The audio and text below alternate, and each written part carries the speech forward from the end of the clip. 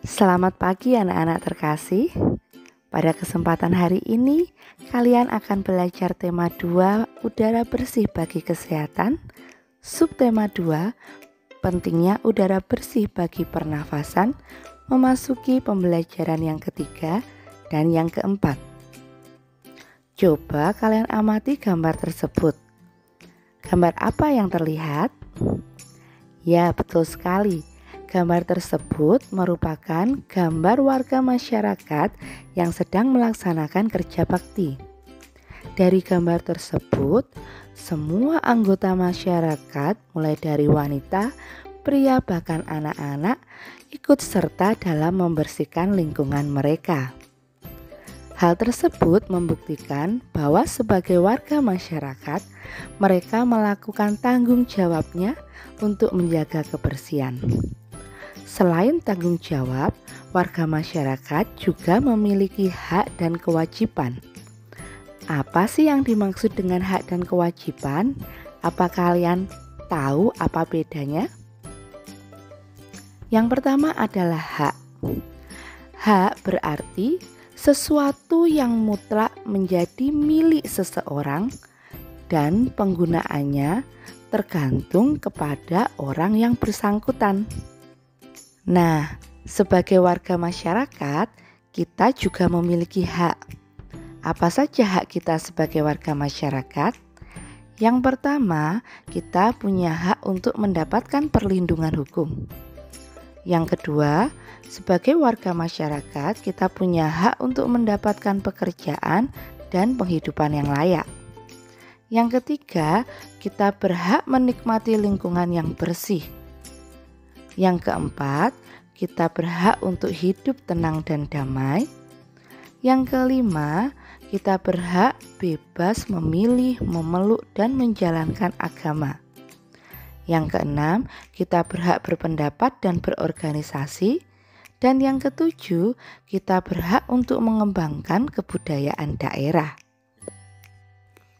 Nah, sebagai warga masyarakat, supaya kita mendapatkan hak tersebut, maka kita juga harus melaksanakan kewajiban kita sebagai warga masyarakat.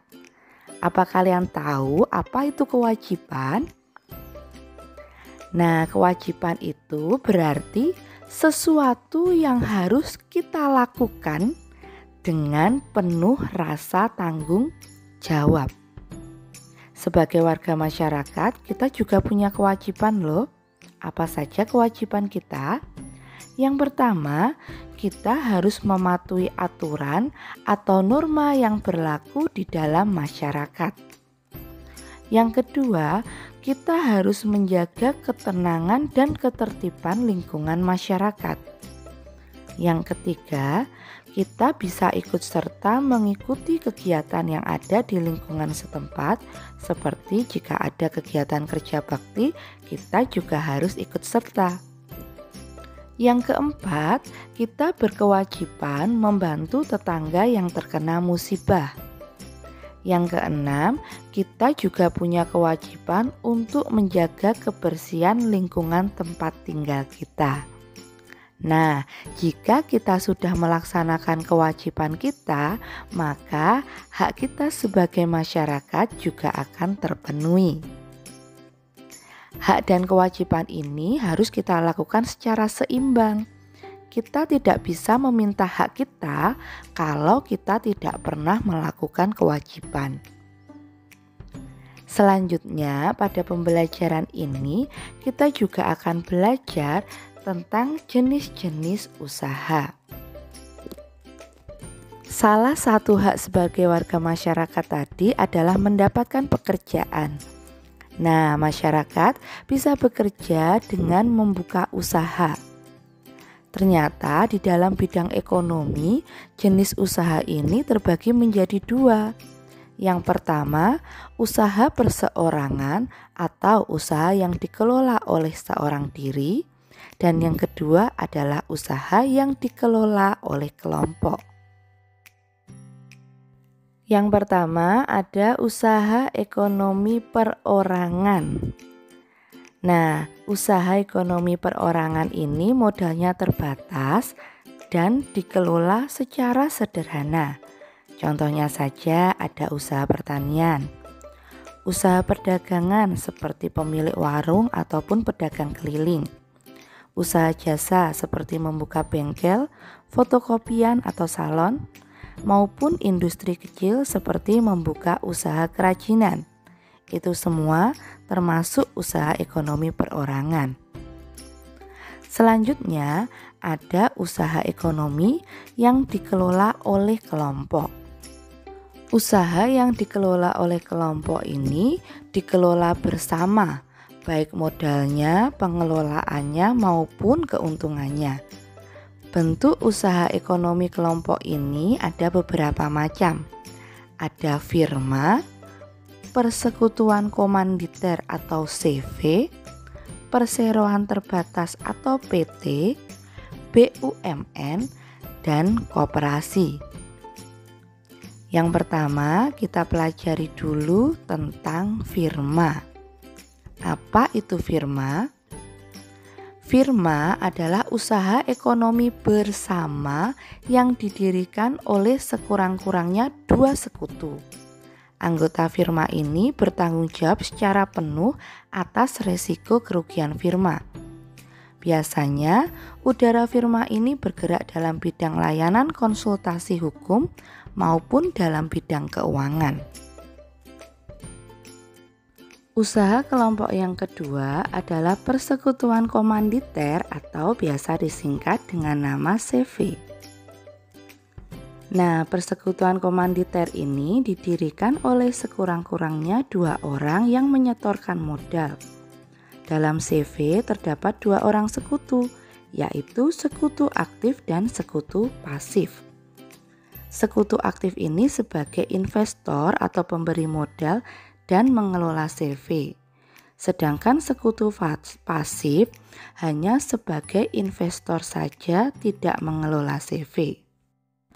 Usaha yang dikelola kelompok selanjutnya adalah perseroan terbatas atau disingkat PT. PT ini adalah usaha bersama yang modalnya berupa kumpulan saham. Nah, pemilik saham ini akan memperoleh keuntungan yang biasa disebut dengan dividen. Pembagian keuntungan ini pun tergantung dari banyaknya saham yang diberikan. Saham ini merupakan surat berharga yang memiliki nilai. Usaha kelompok selanjutnya adalah BUMN. Apa kalian tahu BUMN itu singkatan dari apa? BUMN adalah singkatan dari Badan Usaha Milik Negara, yaitu perusahaan negara yang sebagian atau seluruh modalnya dimiliki oleh negara. Contohnya ada PT Pertamina, PT KAI, PT Pos Indonesia, PT PLN, PT Telkom, dan juga PT Garuda Indonesia. Usaha yang terakhir adalah koperasi. Nah, usaha koperasi ini merupakan usaha bersama yang berasaskan kekeluargaan. Tujuan utama dari koperasi adalah untuk menyejahterakan anggotanya. Koperasi ini sesuai dengan UUD 1945 pasal 33 ayat 1. Di Indonesia, koperasi ini pertama kali dikembangkan oleh Dr. Andes Muhammad Hatta. Oleh karena itu, beliau mendapat julukan sebagai Bapak Koperasi Indonesia. Bentuk koperasi yang berkembang di Indonesia ada 5 macam. Yang pertama adalah koperasi konsumsi. Pada koperasi ini menyediakan berbagai macam barang konsumsi untuk memenuhi kebutuhan sehari-hari. Contohnya ada beras, gula, minyak, peralatan rumah tangga, sabun, dan lain-lain. Nah, tujuannya ini untuk memenuhi kebutuhan anggotanya. Yang kedua adalah koperasi simpan pinjam. Pada koperasi ini menyediakan layanan simpan dan pinjam. Jadi anggota koperasi bisa menyimpan uang di koperasi. Uang yang telah terkumpul tersebut akan dipinjamkan kepada anggota yang membutuhkan. Bentuk koperasi yang ketiga adalah koperasi produksi. Pada koperasi produksi ini menyediakan bahan baku produksi dan digunakan untuk menyalurkan hasil produksi anggotanya. Misalnya saja pengusaha batik, pengusaha sapi perah yang menghasilkan susu, dan sebagainya. Bentuk koperasi yang keempat ini adalah koperasi jasa. Pada koperasi jasa menyediakan layanan atau jasa tertentu bagi anggotanya. Contohnya saja ada yang namanya koperasi angkutan. Bentuk yang terakhir adalah koperasi serba usaha. Koperasi ini mengelola berbagai usaha. Misalnya menyediakan barang konsumsi, untuk simpan pinjam, untuk menyediakan bahan baku dan penyalurannya. Jadi serba usaha ini gabungan dari keempat bentuk koperasi yang lain. Contohnya saja adalah KUD atau koperasi unit desa.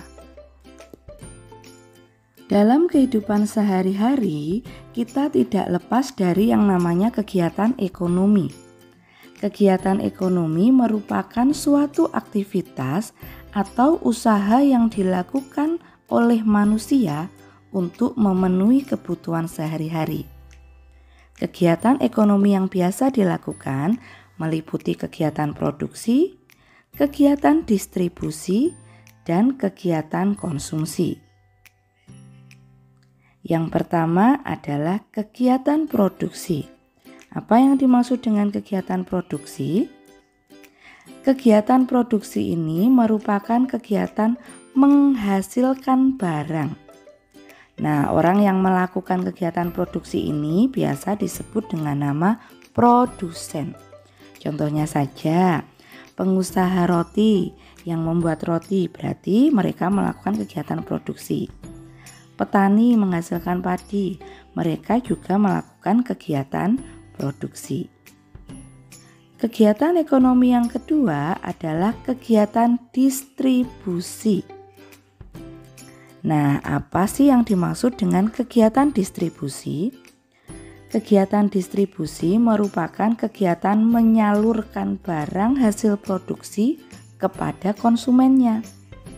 Orang yang melakukan kegiatan distribusi ini disebut dengan nama distributor. Jadi, dari pembuat roti supaya dapat dibeli oleh masyarakat akan disalurkan oleh distributor.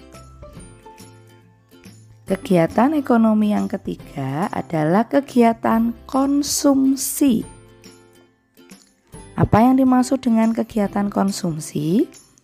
Kegiatan konsumsi merupakan kegiatan menggunakan atau memakai barang hasil produksi. Orang yang melakukan kegiatan ini disebut dengan nama konsumen. Jadi, ketika kita belanja di warung, membeli barang hasil produksi yang sudah dikirimkan oleh distributor, kita bertindak sebagai konsumen yang sedang melakukan kegiatan konsumsi. Nah, demikian anak-anak pembelajaran singkat pada hari ini. Tetap semangat belajar. Sampai jumpa di pembelajaran selanjutnya.